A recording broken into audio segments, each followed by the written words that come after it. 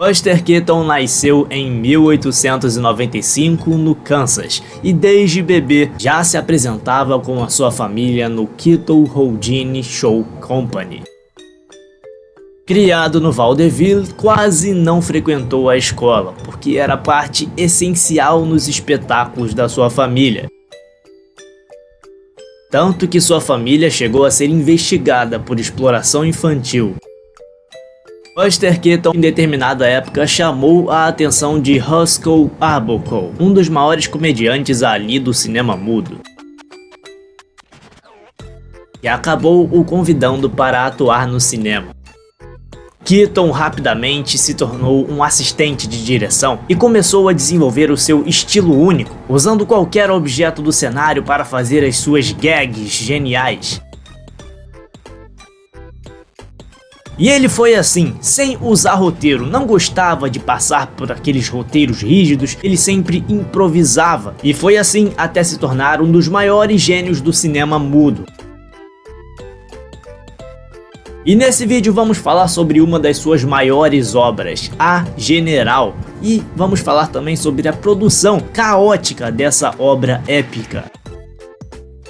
Tudo começou no início do ano de 1926, quando Clyde Brockman, parceiro de Buster Keaton, contou para ele sobre o livro The Great Locomotive Chase, que narra um episódio real da Guerra Civil Americana. Buster Keaton era apaixonado por trens, já tinha lido essa história e decidiu então adaptá-la, mas com uma grande mudança. Ao invés de contar a versão do Exército da União, ele preferiu colocar o protagonista do lado confederado, porque achava que o público não aceitaria os confederados como vilões.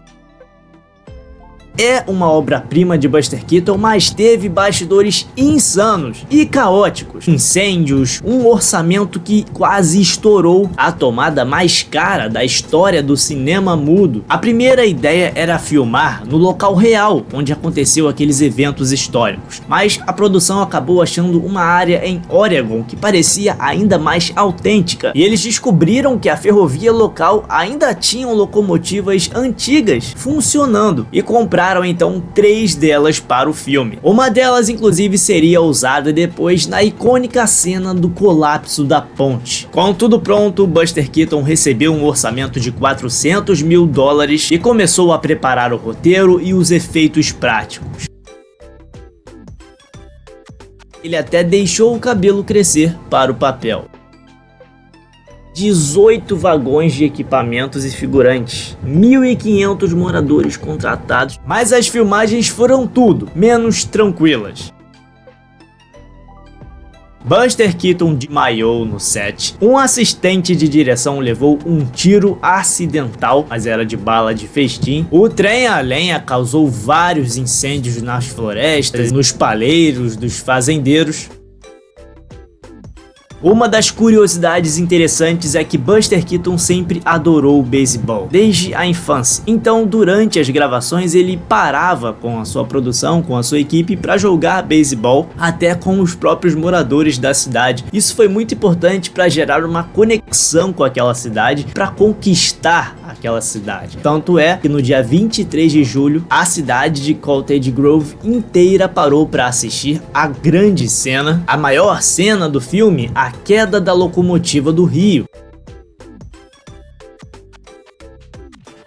O evento foi tratado como um feriado, 4.000 pessoas assistindo. Foram usadas 6 câmeras para garantir que a cena ficasse perfeita. E o custo de tudo isso? $42 mil. Isso fez dessa sequência a mais cara da história do cinema mudo. E a locomotiva ficou lá no Rio por mais de 20 anos. Foi retirada lá em 1944 para virar sucata durante a Segunda Guerra Mundial. Um outro incêndio também gigante tomou conta do set, custando mais de $50 mil para a produção, o que fez Buster Keaton voltar com a sua equipe para Los Angeles e só retornar às filmagens depois que a chuva apagou a fumaça. No fim das contas, o filme foi concluído em setembro daquele ano, depois de um processo insano de edição, depois de mais de 200 mil pés de filmes gravados, uma edição insana mesmo, para o filme poder estrear em dezembro.